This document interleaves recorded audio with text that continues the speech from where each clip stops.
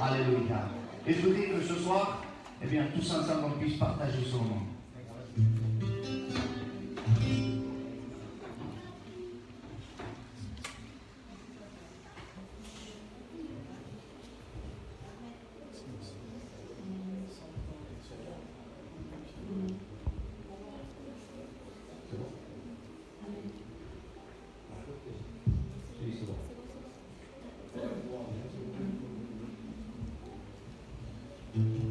A ti la gloria, Padre Santo.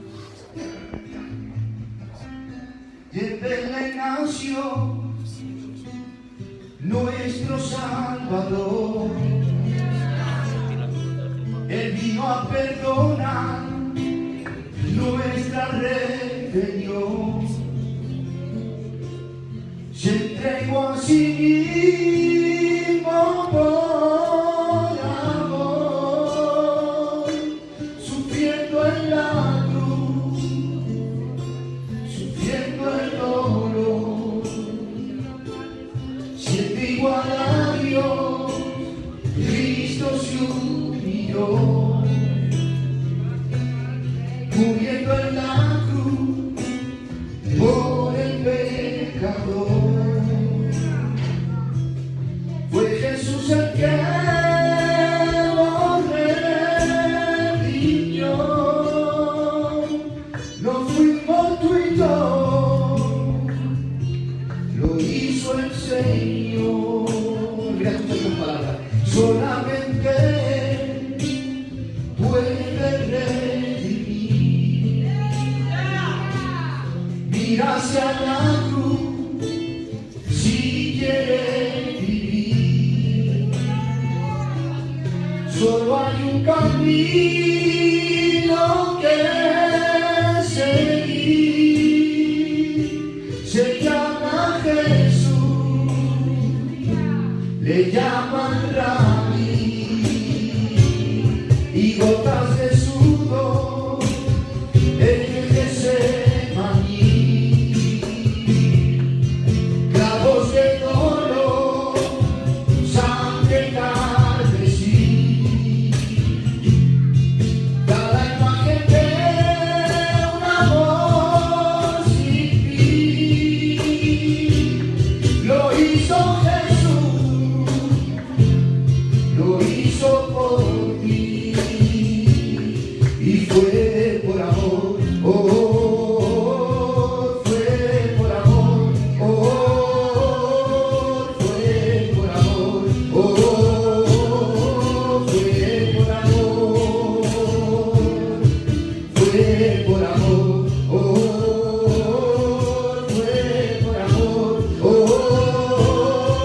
fue por amor. Oh, fue por amor. Sales a buscarme y voy poniéndote herida. Yo ya no te esperaba y vuelvo a sentir tu caricia. Sales a buscar, yo he visto tu amor, me puse a llorar, siento tu perdón. Sales a buscarme y no me importa dónde mi herida.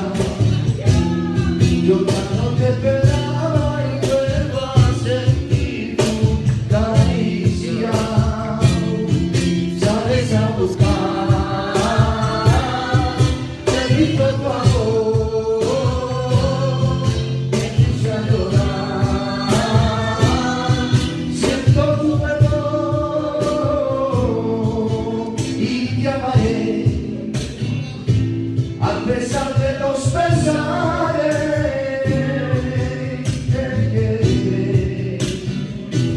Por encima de todo te serviré. Hace frío, tenga hambre, hasta el final de mi vida. Por amor te seguiré, por amor te seguiré. Te seguiré.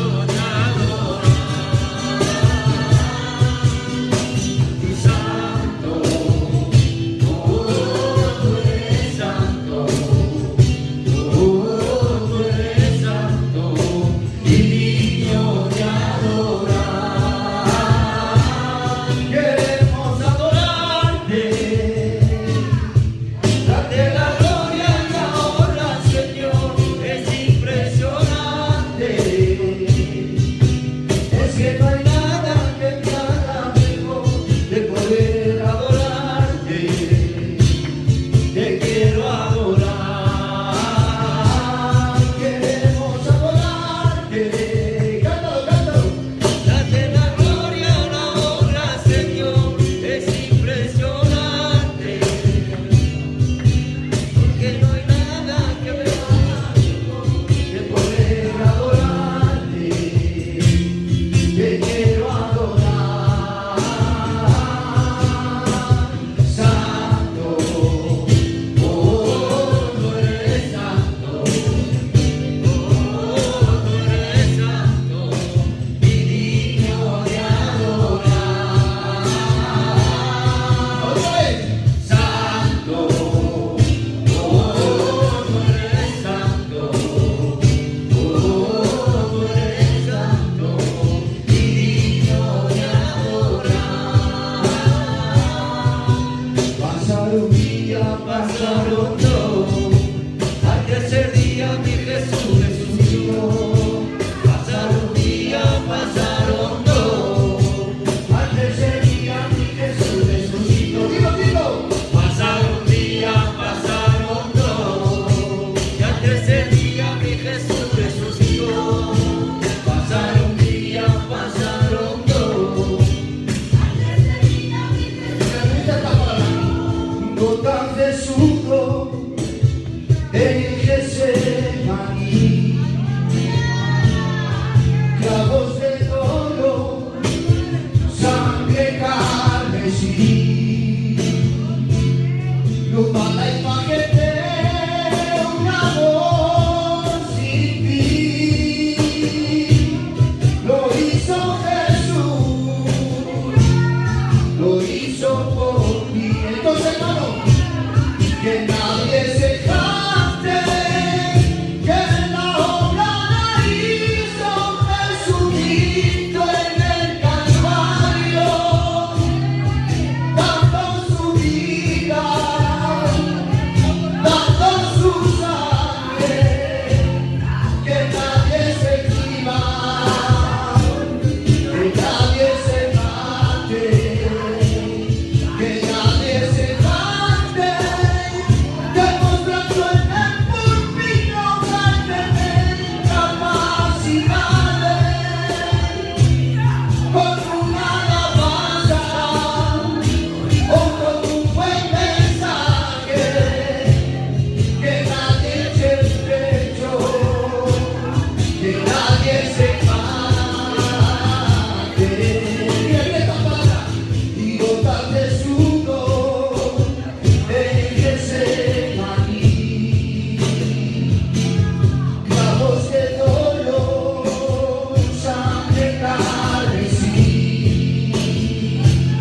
y la imagen de un amor sin fin. Y lo hizo Jesús, lo hizo por ti, y fue por amor, fue por amor, fue por amor, fue por amor. Y ahora, y no comprendí que sin tu amor yo no sería nada. Dilo conmigo, que necesito beber de tu agua. Tú eres la fuente que calma. ¡Aleluya! Mira esto. Y aunque contra mí Lo siento, aunque contra mí no pare, aunque caigan las estrellas, nunca dejaré de amarte. Aunque contra mí que no sean palabras solamente, hermano, que sean hechos. Síguele, síguelo. No pare, aunque caigan las estrellas, nunca dejaré. Alléluia. Nunca dejaré de amar au Seigneur. Tu sais pourquoi je ne laisserai jamais de le Seigneur? Tu sais pourquoi? Parce que lui, il a eu plaisir. Il m'a aimé le premier. Alléluia. Et comme lui nous a aimés, les frères et sœurs, excusez-moi, mais Dieu ne nous a pas commencé à nous aimer quand on venait à la lumière avec notre foi. avec notre belle chemise et avec notre Bible sous le bras. Dieu t'a aimé quand tu étais dans le monde. Et que tu avais des mauvaises pensées. Et que tu te levais le matin, tu n'avais qu'une seule envie, c'était de gagner de l'argent, de voler, de faire ce qui était mal aux yeux de Dieu. Dieu t'aimait. Alléluia. Et Dieu continue à t'aimer aujourd'hui. Et continuera à t'aimer dans l'éternité. Parce que tout passera. Tout passera. Il dit, il y a 3 choses demeurent. La foi, l'espérance et l'amour. La foi sur la terre, elle est importante. Pourquoi? Parce que lorsque je suis sur la terre, j'ai des problèmes, j'ai des difficultés, mais bien plus. Je dois être sauvé. Comment je dois être sauvé? Par la foi en Jésus-Christ. J'ai l'espérance, oui. Tant que je suis sur la terre, j'ai l'espérance qu'un jour, mes yeux verront mon rédempteur. Alléluia. Amen. Et l'amour, elle est sur la terre. L'amour, elle est dans le ciel. Mais la foi ne sera plus dans le ciel. L'espérance ne sont plus dans le ciel. Mais l'amour, elle continuera d'être dans le ciel. Alléluia. Alors ne laisse pas d'aimer le Seigneur. Alléluia. Bendito Seigneur. Alors, je vous demande un frère et Juan qui va présenter son moment devant Dieu. Et on va le faire avec l'Église tous ensemble. Seigneur, je te loue, je te rends grâce éternelle. Seigneur, je te rends grâce, Seigneur, et mérité, Père éternel. Parce que, Seigneur, je t'en pour ma part, Seigneur, je ne mérite rien de toi, Père éternel. Seigneur, et toi, Seigneur Jésus, tu nous aimes. Seigneur, tu intercèdes pour nous, c'est du Père, Père éternel. Seigneur, merci pour cette grâce imméritée, Seigneur, mon Dieu. Seigneur, tu es couronné de grâce et de gloire, Seigneur, mon Dieu. Que ton nom soit glorifié, Seigneur. Prends tous ces moments entre tes mains, Seigneur. Et que le Saint-Esprit, Seigneur, agisse, Seigneur. Au nom de Jésus, Père éternel, merci, Seigneur, et Amen. Amen, alléluia. Voilà, on va faire quelque chose, les frères et sœurs. On va chanter le dernier cantique, puis après, on va laisser la place à notre frère. Amen. Parce que le but d'un cantique, c'est de préparer les cœurs et les vies. Et je sens qu'on est réceptif. Je sens qu'on est prêt à entendre la parole de Dieu. Et on va chanter ce cantique en français, Amen, qui est ici, en s'approchant devant Jésus. Pour que le sol résonne. Et moi, je ne chante pas. C'est vous qui allez le chanter. Moi, je fais que le début, et après, je m'en rappelle plus.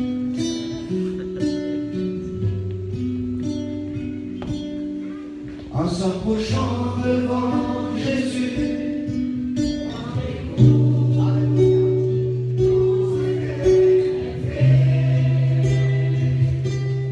Ne chantez pas, ça va s'arrêter. En s'approchant devant Jésus. Alléluia. Vraiment ce qu'il est.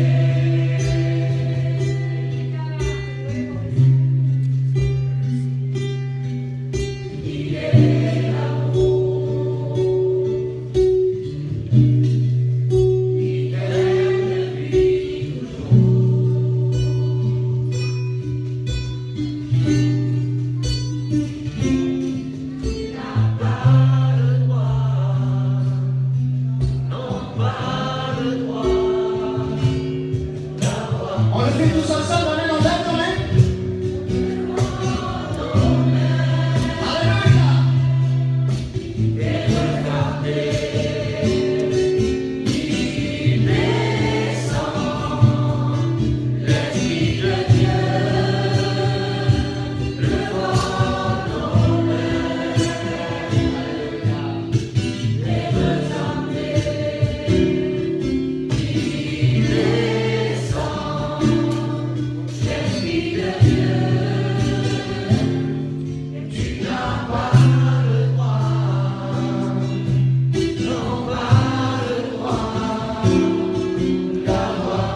On recommence le début, on le chante tous ensemble, s'il te plaît.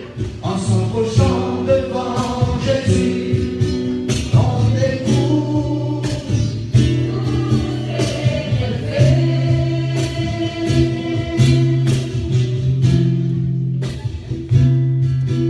En s'approchant devant Jésus, on découvre vraiment ce qu'il est.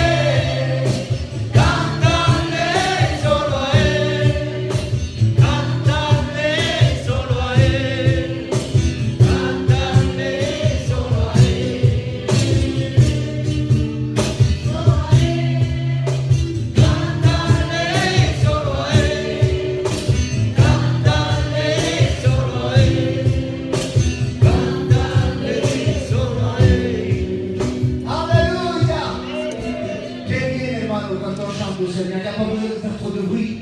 Il n'y a pas besoin de crier. Il n'y a pas besoin de trembler. Il y a simplement besoin de fermer ses yeux et de se laisser remplir par la présence de Dieu. Alléluia. Eh bien, on va laisser la place à notre frère. Que Dieu le bendiga mucho. Et soyons attentifs. Amen. Tous les mois, on va ouvrir le Seigneur. Je vais descendre de prier, mon frère. Señor, mi alma te glorifica al Señor, Padre Santo. Gracias, Señor, que tú nos has dado también esta luz a mí. Señor, que tú puedes bendecir cada corazón que se encuentra aquí, Señor mío. Gracias por tu oportunidad que nos da para decirte tu palabra, Señor mío. Ahora, Señor, que puedes tú darle una palabra para decir tu palabra, Padre Santo. Cógelo tu Espíritu Santo, Señor mío, a toda la gloria.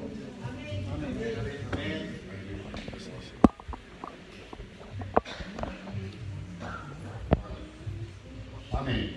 Amen. Bon, Seigneur. Vous savez, ce qu'on subit sur la terre, que ce soit une persécution, une épreuve, que ce soit une injustice, que ce soit de la part de la famille, de la part du monde, ce qu'on subit ne doit pas nous empêcher de louer Dieu. Parce que Jésus a subi beaucoup plus que tout ceci. Il n'existe pas d'homme sur la terre qui a subi plus que Jésus. Et tout ce que Jésus a subi ne l'a jamais empêché de louer son Père. Sinon, eh bien nous, à côté de lui, on ne peut pas se comparer. À côté des apôtres, on ne peut pas se comparer. Vous comprenez, nous on a des problèmes, on a des difficultés, on a des maladies, mais en réalité, des persécutions, on n'en a pas. Il n'y a pas de persécution. Humainement parlant, on est gâté en France. On n'est pas dans la misère. On a des maisons, on mange, on boit, on jette plus que ce qu'on mange. Les adultes ont tellement que les femmes jettent ou les autres. Donc où sont les persécutions? On a des problèmes, on a des maladies, on a des soucis, on a des tracas. Il ne faudrait pas que tout cela nous empêche de nous louer, de l'exalter, de le glorifier. Étienne était persécuté, ça n'a pas empêché de louer Dieu. Jacques, on l'a décapité, ça n'a pas empêché de louer Dieu. Pierre, on l'a tué, Paul, on l'a décapité aussi, ça n'a pas empêché de louer Dieu. Alors, étant donné que nos problèmes à côté d'eux, c'est incomparable, on ne peut pas les comparer. C'est pas possible. Alors, ça veut dire qu'on n'a pas d'excuse. On doit louer Dieu. Amen. Malgré nos problèmes, nos soucis, on est appelé à nous louer, l'adorer, parce qu'il est bon de le faire. Amen. Amen. Voilà. Alors, le Pépé m'a demandé, frère Emmanuel, de continuer à porter ce qu'on avait commencé. C'était le 1er septembre, ça fait plus de mois. On avait apporté le premier cheval blanc. Voilà. Et on s'était engagé à parler un peu de la grande tribulation. Et on avait dit qu'on allait parler des choses qui vont arriver après l'enlèvement de l'Église pendant la grande tribulation. Et tout cela concerne les gens qui vont rester ici. Chrétiens ou pas chrétiens, tous les gens qui ne feront pas partie de l'enlèvement de l'Église, tous ceux qui ne sont pas chrétiens et qui ne veulent pas accepter, tous ceux qui sont chrétiens mais qui se sont éloignés et qui ne vont pas revenir, eh bien tout ce qu'on avait dit, c'est pour eux. Et là, on va porter encore une partie, et tout ce qu'on va dire, c'est pour les gens qui vont rester ici. Alors c'est pas pour juger, pas pour condamner, c'est pas pour faire du mal, c'est un message d'avertissement. Voilà. Pour nous avertir de les Seigneur, si je fais pas attention, ça c'est pour moi. Vous comprenez? Normalement, pour l'Église, c'est la croix. Pour l'Église, c'est le pardon, c'est la réconciliation. Pour l'Église, c'est l'espérance du retour de Jésus. On est d'accord? Mais si on méprise ces choses-là, si on abandonne ces choses-là, si on les délaisse, eh bien tout ce qu'on va dire et tout ce qu'on dira, eh bien ça sera pour nous. Vous comprenez? Béni soit le nom du Seigneur. La Bible dit c'est ainsi là que Dieu nous a sauvés de la colère à venir. Et la colère à venir, c'est la grande tribulation. Mais Dieu nous a sauvés de cela. Et c'est à nous à garder le salut. C'est à nous à garder la vie. Amen. Béni soit le nom du Seigneur. Alors, on avait lu dans le livre de l'Apocalypse, au chapitre 6.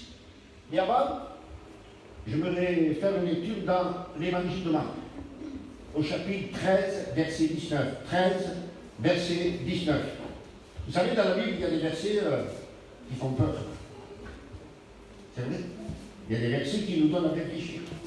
Il y a des versets qui nous donnent conscience. Regardez ce que Jésus va dire en parlant de la grande tribulation. Il va dire, car la détresse en ces jours sera telle qu'il n'y en a point eu de semblable depuis le commencement du monde. Depuis que le monde existe, depuis que l'homme a été créé, jusqu'à aujourd'hui.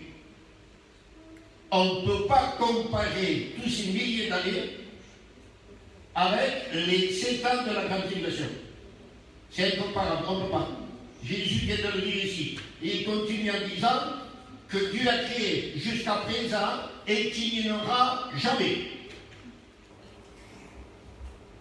Tout ce qui va se passer dans la grande tribulation, écoutez bien, les choses qui vont se passer là ne se sont jamais passées depuis le commencement jusqu'à maintenant et jusqu'à la fin du monde. On ne peut pas le comparer, c'est incomparable. Tellement ça va être horrible. Tellement ça va être horrible. Alors que Dieu nous aide à que notre conscience s'ouvre. Amen. Afin que nous puissions réaliser qu'on n'a pas le droit de délaisser la prière, de délaisser la Bible, de manquer des réunions parce qu'on a envie de manquer, de ne pas venir au culte parce qu'on n'a pas envie de venir. Il faudrait que ce message, ça nous éclaire et ça touche la conscience de dire non, Seigneur. Il faut que je sois en paix avec Dieu. Il faut que je marche avec Dieu. Il faut que je mette ma part. Parce qu'au plus on avance aujourd'hui, au plus on trouvera des difficultés. Au plus on avance du retour de Jésus, au plus on se rapproche de son retour, il y aura des difficultés. De plus en plus, de plus en plus. Alors si aujourd'hui on ne tient pas, demain ça sera trop tard. Alors il est temps, béni le Seigneur du Seigneur, de se tenir sous ses gardes. Amen. Béni le Seigneur du Seigneur. Voilà, il y a l'apôtre Paul qui va dire une parole, ça se trouve dans 1 Corinthiens 13:12. 1 Corinthiens 13:12. Voilà ce qu'il va dire. Il va dire, on connaît, je connais en partie. On connaît en partie. Ça veut dire on ne sait pas tout. Ça veut dire on ne connaît pas tout. Il dit, on voit comme dans un miroir qui est obscur. Donc c'est pas clair, c'est pas net, c'est pas précis. Vous comprenez? On connaît en partie, c'est-à-dire que Dieu a permis que nous puissions connaître dans la Bible l'essentiel, le plus important. On est d'accord? Et Paul dit, n'allez pas plus loin de ce qui est écrit. Il faut se conformer avec ce qui est écrit. Amen. Alors ça veut dire, on regarde la Bible, on étudie la Bible, sans sortir de la Bible, en restant dans la simplicité, et s'il y a certaines choses qu'on ne connaît pas, eh bien n'allez pas plus loin que ça. Amen. Parce qu'écoutez bien, Dieu donnera en son temps la connaissance utile, nécessaire à son peuple, afin que son peuple se tienne à l'éveil. Vous avez compris ça? C'est pas la peine de chercher à borner son cerveau et sa tête des certaines choses de la Bible qui ne vont pas nous servir pour la vie chrétienne. L'essentiel, c'est que Dieu permet que nous puissions être au courant, connaître certaines choses de la Bible qui font partie de la vie chrétienne, afin que nous puissions les mettre en pratique. Béni le Seigneur, le Seigneur. Aujourd'hui, ne le prenez pas mal, mais c'est de partout pareil. On parle de Jésus. La chose la plus importante dans le ciel, sur la terre, c'est la chose la plus importante. Jésus. Ça c'est pas beaucoup. Hein? On parle de la grande tribulation, tout le monde veut savoir. On parle de l'Antichrist, tout le monde veut savoir. On doit être attiré plus vers Jésus qu'autre chose. Sinon, ton amour, c'est Jésus. Amen. Ta vie, c'est Jésus, c'est pas autre chose. Amen. Tout le reste, c'est secondaire. Tout le reste, c'est secondaire. La première place, c'est Jésus. Amen. Béni le Seigneur, le Seigneur l'a dit spécifiquement. Alors, Apocalypse 6, la Bible parle, et on avait parlé le mois dernier, qu'il y a un cheval blanc qui apparaît. Mais voilà, écoutez bien ceci maintenant. Il y a un cheval blanc qui apparaît. Parce que Jésus, rappelez-vous, on avait dit qu'il prend le livre qui est dans la même boîte de Dieu, qui contient 7 sceaux, il le prend parce qu'il est digne de le prendre et de l'ouvrir, et c'est lui qui commence à ouvrir le livre des 7 sceaux. Mais voilà, il ouvre, il y a un cheval blanc qui apparaît. Et on a dit c'est l'Antichrist. Quelqu'un qui veut ressembler, quelqu'un qui veut apparaître comme le Christ, comme le Messie, mais c'est le faux, c'est l'anti, c'est celui qui est contre. On est d'accord? Ensuite, il y a le cheval roux, c'est la guerre. Le cheval noir, c'est la famine. Le cheval pâle, c'est la mort. Mais voilà. Quand est-ce que Jésus a commencé à ouvrir le premier sceau? Quand?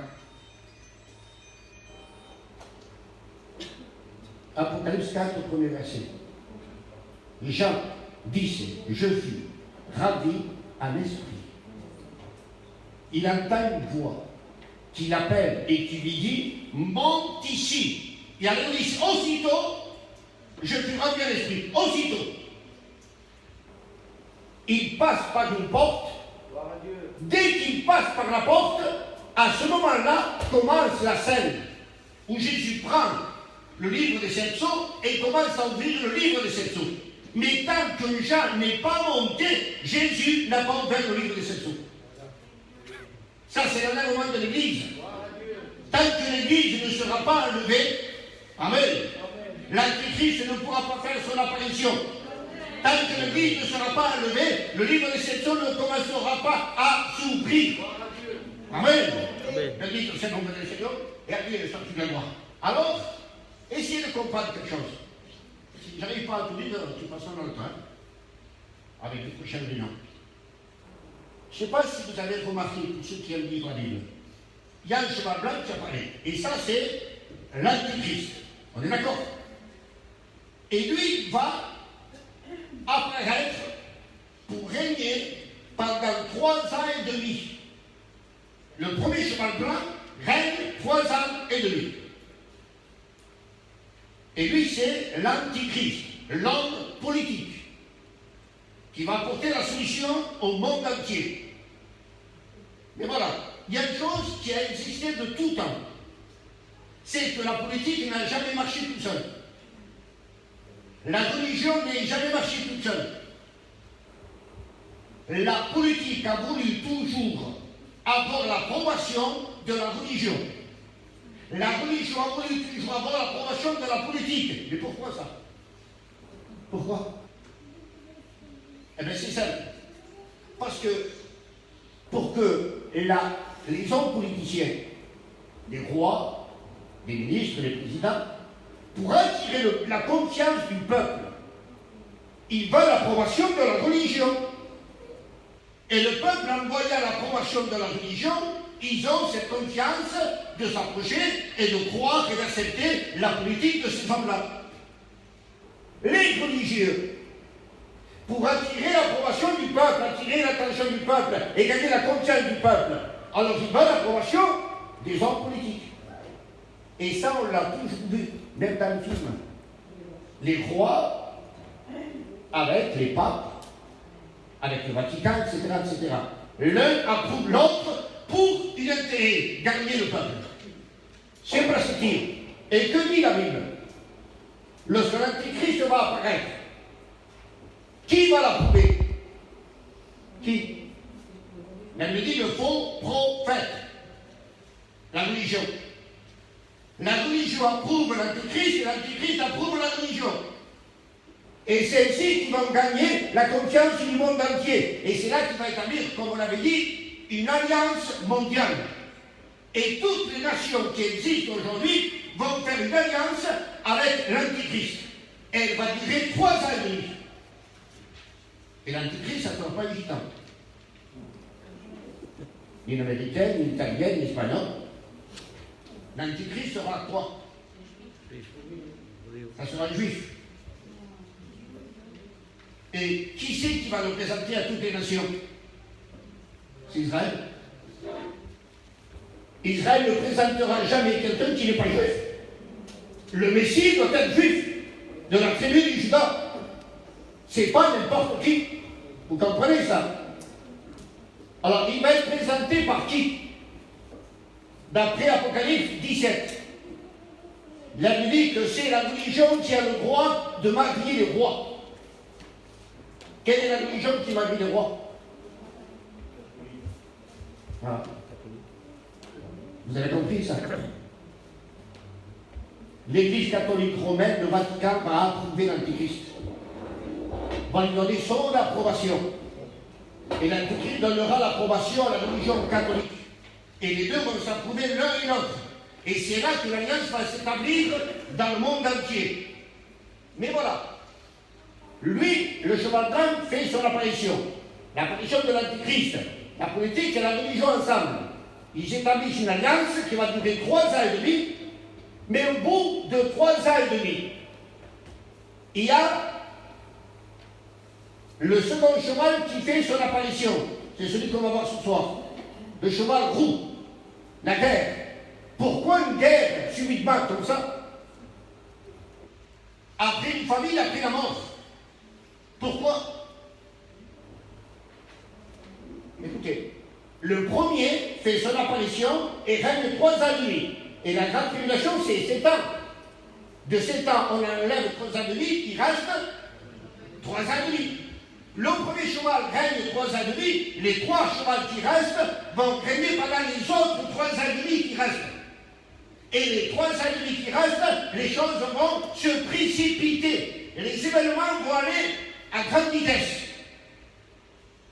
Et écoutez bien, comment est-ce possible que le premier cheval, le premier qui apparaît, est blanc, et après, c'est un roux, rouge sang, rouge feu, ça c'est la guerre qui apparaît. Ensuite, le cheval noir, c'est la famine, le cheval pâle, c'est la mort. C'est-à-dire, essayez de comprendre maintenant, entre chaque saut, entre chaque cheval, il y a des événements qui vont se passer. Et ce sont les événements qui vont se passer qui vont faire en sorte que le cheval change de couleur. Vous avez compris ça? C'est-à-dire que l'Antichrist va changer d'activité, de travail, de service à cause des événements qui vont se produire. Non, vous n'avez pas compris. Parce que l'Antichrist a son plan, le diable a son plan, mais Dieu a son plan aussi. Vous avez compris ça? Et Dieu va faire en sorte que Dieu va permettre que certains événements viennent s'interposer entre un cheval et l'autre, et c'est ça qui va faire en sorte que le diable change. Parce qu'il y a le cheval blanc, le cheval roux, mais celui qui est dessus, c'est le même. C'est toujours le diable, c'est toujours l'Antichrist. Vous avez compris ça? Alors, si on comprend bien, la Bible dit ceci, le cheval roux, il apparaît. Et pourquoi une guerre subitement comme ça? Alors que le cheval blanc, c'est la paix, l'alliance. Et on avait dit, lorsque les hommes diront paix et sûreté, c'est ça le cheval blanc. Il vient pour établir la paix. Il vient avec une arme, mais sans flèche. Parce qu'il ne vient pas pour faire la guerre. Il vient pour établir la paix. On est d'accord? Il établit la paix sur la terre avec toutes les nations, entre la politique et la religion. Toutes les nations sont d'accord, ça dure 3 ans et demi. Au bout de 3 ans et demi, il y a une guerre qui se déclenche. Mais pourquoi? À cause des événements qui se sont passés entre les deux chemins. Vous comprenez ça? Non? Amen. Béni soit le nom du Seigneur. Alors écoutez, pourquoi un tel événement maintenant? Pourquoi l'apparence des chevaux et de celui qui est dessus change? Pourquoi passe-t-il de la paix à la guerre? Les couleurs et l'aspect de celui qui est dessus le cheval et le cheval correspondent avec le caractère de l'Antichrist. Quand vous voyez dans l'Apocalypse, dans le livre de Daniel, de Zacharie, des animaux et que Dieu les représente à des hommes, à des rois, à des gouvernements, eh bien ça veut simplement dire que ce roi, ce gouvernement ou cet homme, Dieu le voit comme ça. C'est-à-dire Dieu le voit comme ça par rapport à son caractère, à son cœur, à son attitude. C'est-à-dire que Dieu rend visible son intérieur. Béni soit le nom du Seigneur. Et là, on va comprendre de mieux en mieux. Alors, on se pose la question, pourquoi ce cheval blanc chante un coup, c'est plus le même, c'est un cheval roux, et il apparaît pour faire la guerre et enlever la paix de la terre. Alors, ok.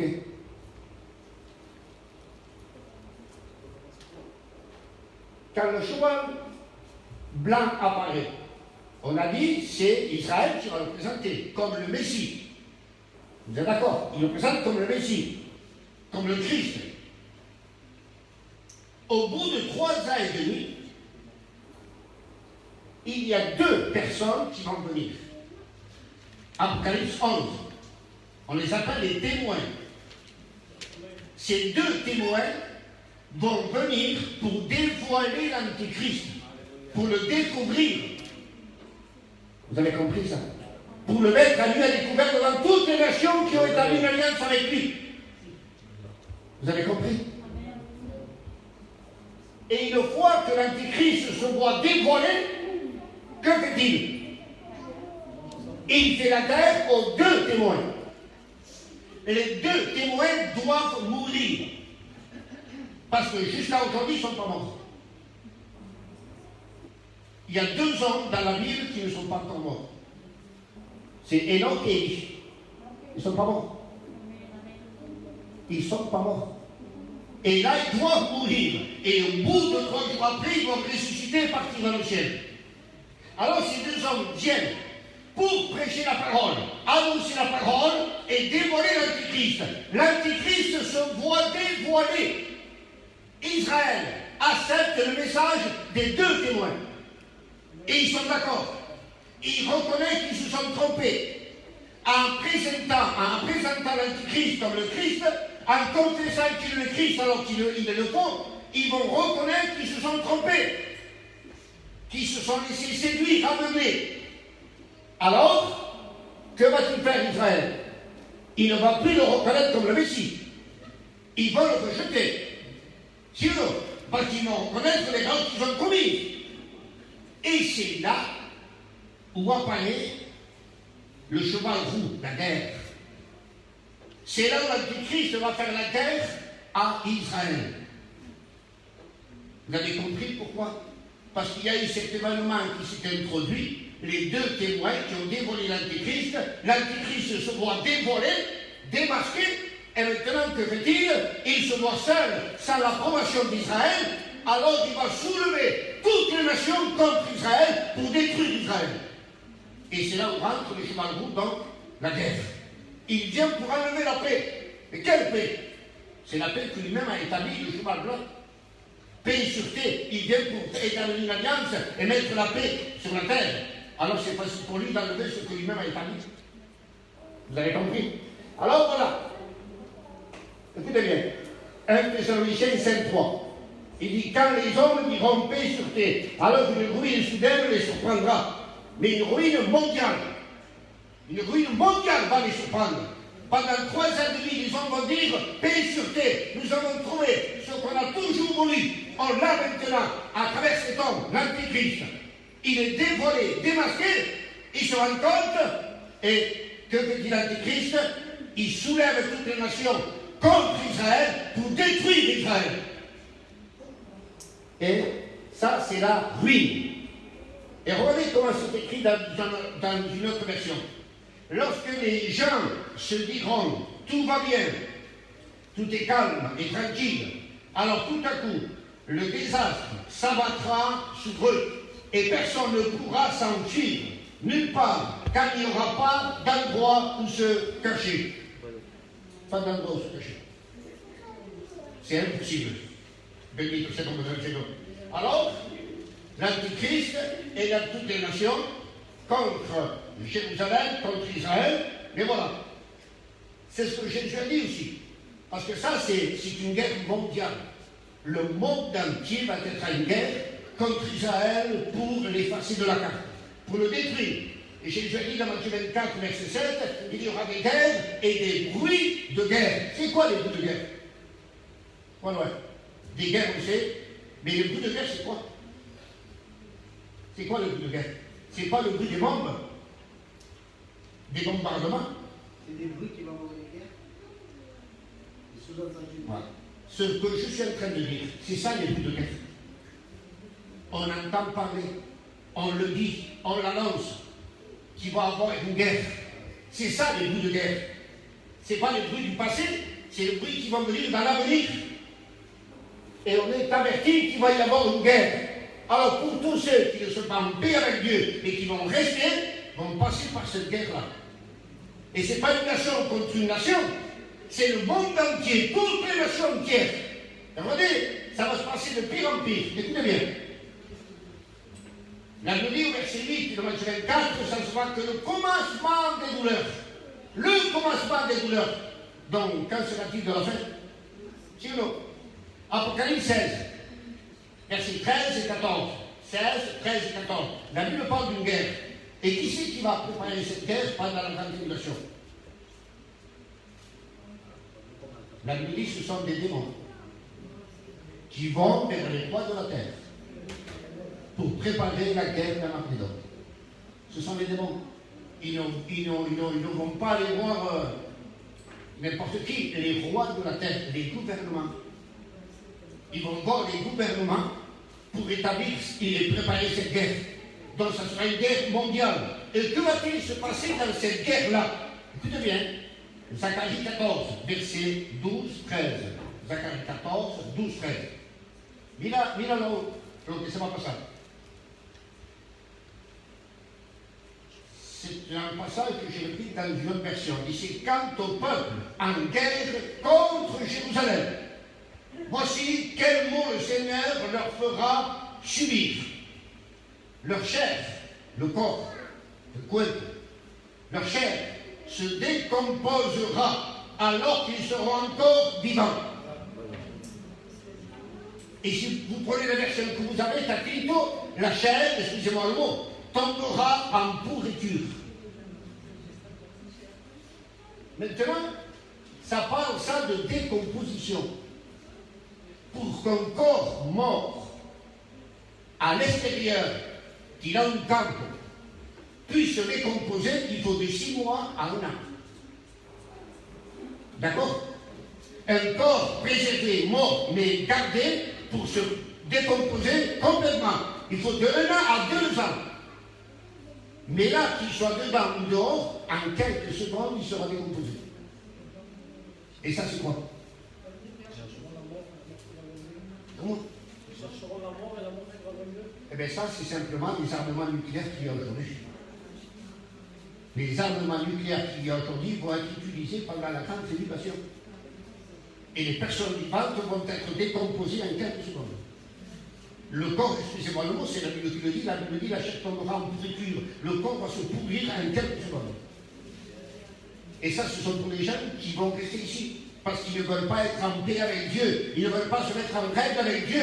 Et Dieu permet de tels messages afin que notre conscience soit touchée. Non par peur, mais de dire Seigneur, sinon par la cuenta, mira lo que m'appelle.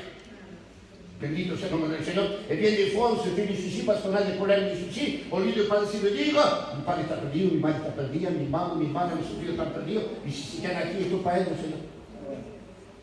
Le plus grand des soucis que nous devons avoir, ce sont les membres de nos familles qui sont perdus. Ça, c'est un véritable souci. Mais parce que la voiture, l'argent, le travail, je ne sais quoi, c'est pas véritablement un souci. Le véritable souci, c'est l'âme.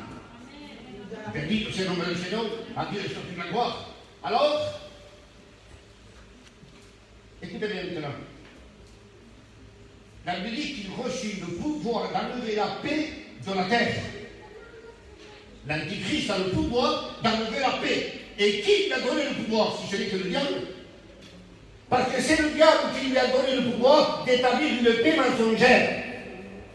Donc ça sera facile pour lui d'enlever cette fausse paix de la terre en établissant la guerre.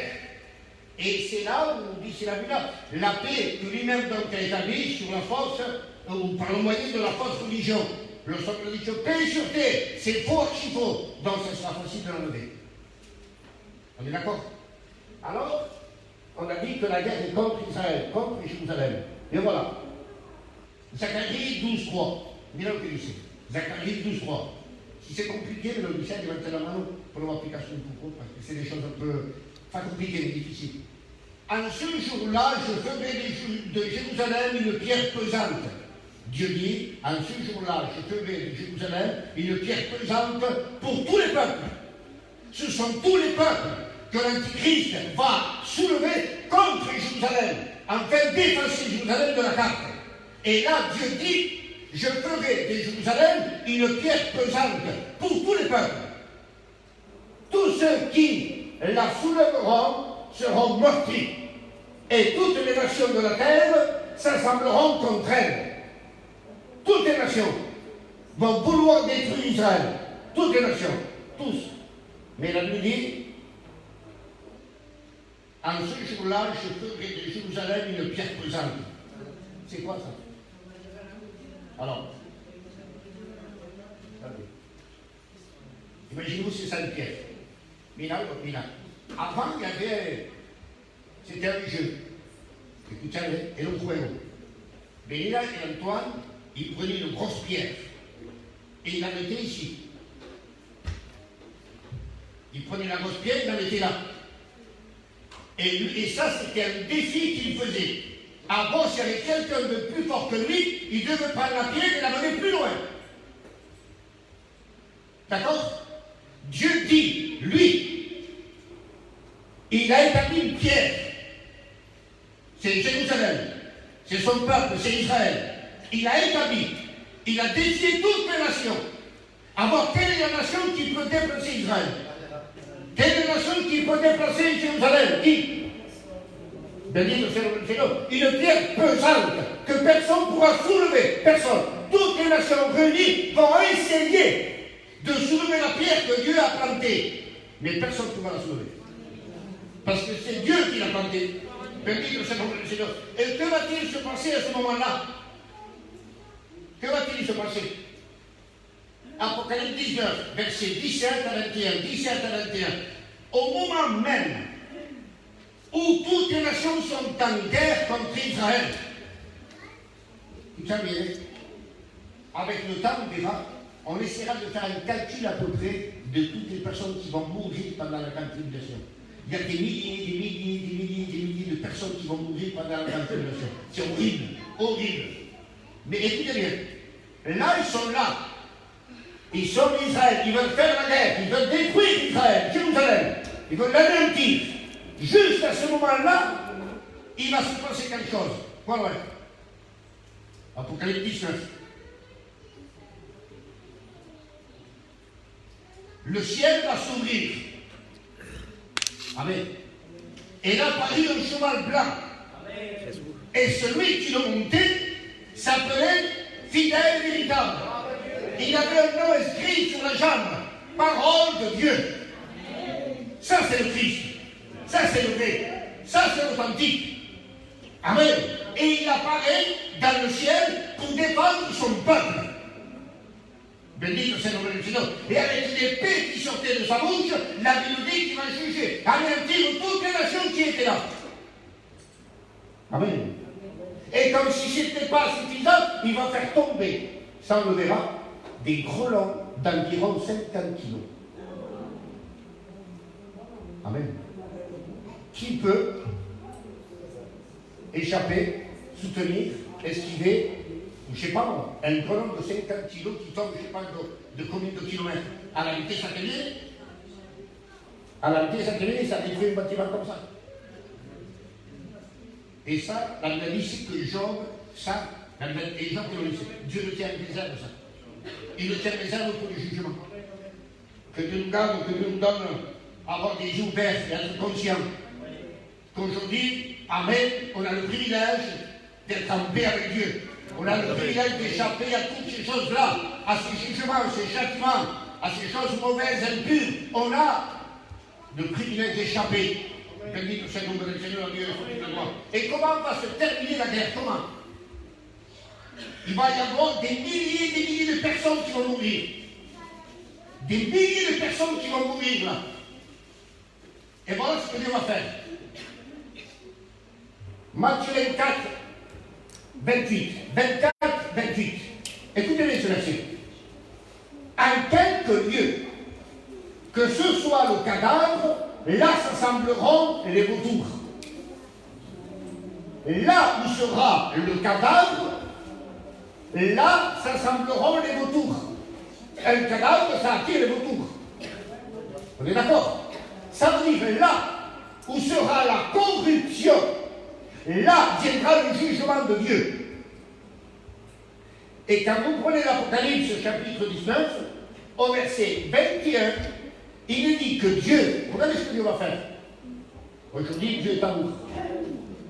Mais après l'enlèvement de l'Église, c'est la justice de Dieu. C'est la sainteté de Dieu. C'est la colère de Dieu. Et voilà ce qu'il va faire. Il va y avoir des milliers de personnes qui vont mourir. Et Dieu va appeler les vautours pour que les vautours mangent les corps morts. C'est écrit dans la Bible. C'est pour moi qui le dis. Et Taquito, tous les oiseaux se rassasièrent de leur chair. C'est pas symbolique, c'est pas spirituel, c'est véridique. Et Dieu aujourd'hui nous donne le privilège d'échapper à ça.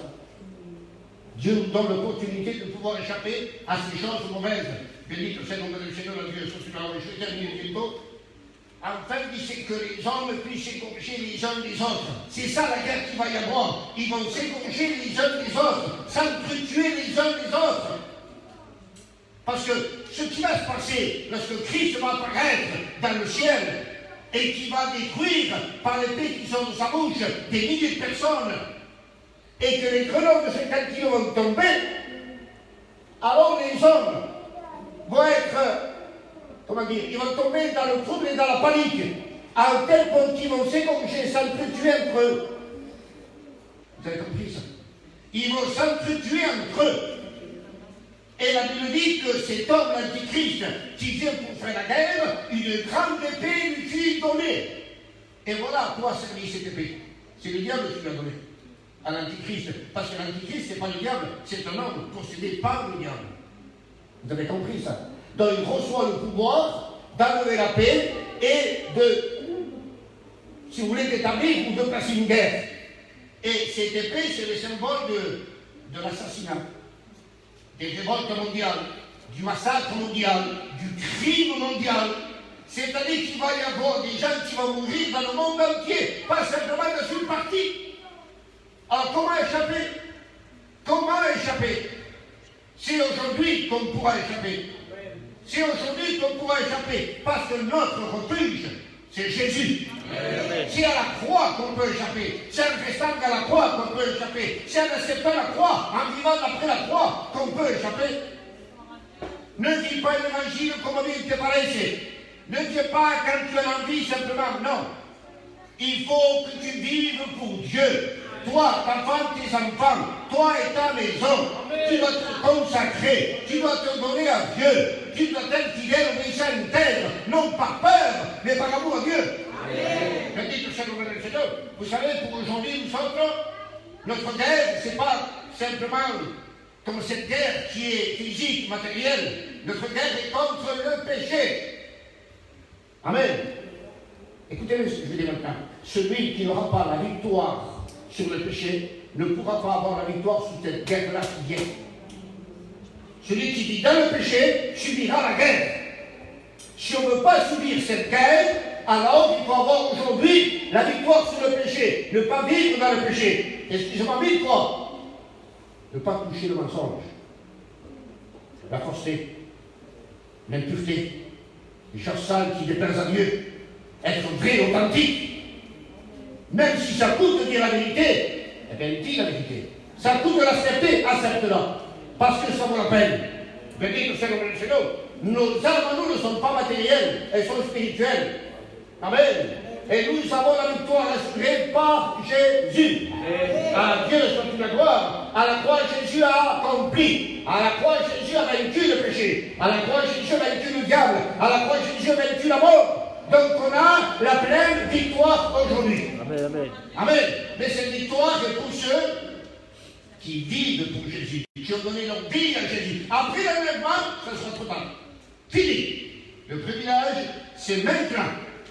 Et je termine avec ce verset, c'est l'apôtre Jean qui va dire en Jean 5, versets 4 et 5, ce qui triomphe du monde, aujourd'hui, c'est pas l'Antéchrist, c'est pas le diable, c'est pas le péché. Ce qui triomphe, ce qui a la victoire, C'est ta foi en Dieu. C'est ta foi en Christ. Amen. Voilà la véritable victoire. Et nous devons vivre la victoire que Christ nous a donnée à la croix. Dépendre de cette victoire, il faut que cette victoire la garde. Il faut que tu la vives. Amen, amen. C'est de la Dieu sur tous les lois. Donc, pour certains, c'est vrai, peut-être ça fait un peu peur, la fin de guerre, des milliers de personnes qui vont mourir, qui vont se faire manger par des vautours. C'est pas évident, ça va être très très dur, très difficile. Je vous ai dit au début, ça sera une détresse aussi grande qu'il n'y en a jamais eu, depuis que le monde existe. E même jusqu'à la fin du monde. Sono cose che Luca ha visto, nunca se vedranno. C'est un peu un aperçu de l'enfer. C'est un aperçu de l'enfer, la grande tribulation. Parce que pendant la grande tribulation, le diable aura le feu vert de faire ce qu'il voudra. Carte blanche, il fera ce qu'il voudra. Alors que Dieu nous aide, béni au Seigneur le Seigneur. Parce qu'aujourd'hui, il ne fait pas ce qu'il veut. Il ne fait pas ce qu'il veut aujourd'hui. Alors aujourd'hui, ça vaut la peine de dire, Seigneur, je veux vivre en paix. Comme un chrétien, comme une chrétienne, véritable, dans la simplicité. Je ne veux plus me plaindre, Seigneur. Nous disons, mamma là été lì all'autopito. E l'autre l'ho guarito. E l'autre l'ho rapito. E l'autre l'ho aggiunto. Et l'autre manque le culto et tout. On est d'accord? Ne regardons plus que les autres formes. Comment sommes-nous à faire? Comment sommes-nous à faire? Regarde ta vie, regarde ta femme, regarde tes enfants. Avant toute chose, no te lo fa mal la cabeza por lo que hace, por lo que dicen al alrededor. Mira tu casa antes de nada. Ton foyer avant toute chose. Si l'autre no quiere, c'est pas ton problème. Si l'autre hace ou non hace, c'est pas ton problème. Toi, tu dois regarder ton foyer, ta maison. Amen. On est d'accord? C'est très important, je vous promets, c'est très important. Pendant ce temps pour l'angle, mais ça vaut la peine que tu t'es avisé. Amen, amen. Amen. Afin que nous puissions nous tenir sur nos câbles. Amen. C'est bon, on a tous compris? Amen. C'était pas un peu difficile? S'il y a quelqu'un qui n'a pas compris, qui le dise, on essaie de répondre avant de terminer. C'est bon? Alors rappelez-vous, on a parlé du cheval blanc, c'est l'antichrist, la politique et la religion mélangée. Ce soir, on a parlé du cheval rouge, c'est la guerre. Et l'antichrist fera la guerre parce qu'il se voit démasqué, dévoilé, donc il fait la guerre à Israël, parce qu'Israël ne l'accepte plus. Mais Dieu vient pour défendre Israël. Après, on parlera du cheval noir. Après une guerre, c'est quoi? Après une guerre, il n'y a plus à manger. C'est la famine. Et après une famine, c'est la mort. Donc on parlera de ces choses-là avec le temps, si Dieu le permet, et dans le prochain. Si. Si. Et Israël. Mais non, tu vois, c'est le débat igual que hier. Igual que hier. Parce que la Bible dit c'est après la mort vient le jugement. D'accord? Donc, si Élie et les gens qui vont mourir, ils ne peuvent être jugés. Pour être jugé, il faut qu'ils meurent. Et Dieu n'ira jamais contre sa parole. On est d'accord? Donc, bibliquement parlant, normalement, c'est ça. C'est Élie, c'est Enoch, que Dieu les tient en réserve. Comment? Les martyrs sont sauvés. Dieu s'est rendu mobile. Il les a réservés au téléphone de ce jour-là de la grande tribulation. Il va les envoyer à nouveau sur la terre, nous savons comment on sait, pour qu'à l'époque, quand Dieu s'est rendu mort, il n'y avait pas de courant, il n'y avait pas de lumière, il n'y avait pas de voiture, il n'y avait pas d'avion, il n'y avait pas de train, il n'y avait pas de Voici portable. la question. Madame Ilaki, Madame Tourisme, je ne sais pas comment ça va se passer. D'accord? Mais Dieu va les envoyer ici pour démasquer l'Antichrist. Amen? Bon. C'est bon, terminé? On me preguntaba ahí si les martyrs sont sauvés. Non, ça c'est autre chose. Bien. On a parlé du premier saut. Là, on a parlé du second. On parlera du quatrième, du troisième et du quatrième. Les martyrs, c'est le cinquième saut. D'accord? Le cinquième saut, on a dit qu'il y aura des milliers et des milliers de personnes qui vont mourir. Mais des milliers et des milliers de personnes qui vont mourir perdues. Perdues. Ça va dire à l'étienne. Mais aussi, il va y avoir des milliers et des milliers de personnes qui vont mourir sauvées. D'accord? Et ça s'appelle dans la Bible les martyrs. Vous trouvez ça dans l'Apocalypse chapitre 7. Il va y avoir tellement de personnes qui sont sauvées que l'apôtre Jean ne peut pas les compter. Mais tous ces sauvés, ce sont des martyrs. Vous savez qu'est-ce que c'est un martyr? Pendant la grande tribulation, c'est-à-dire que pour être sauvé, il va falloir qu'on nous coupe la tête. Ce sont des personnes qui vont refuser le chiffre 666.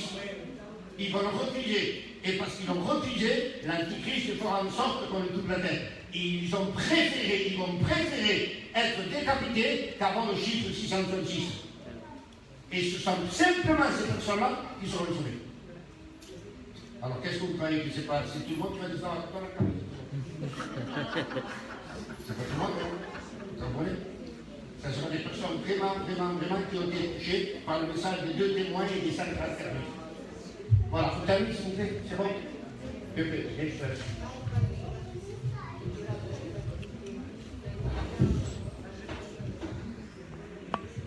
Gloire à Dieu, alléluia.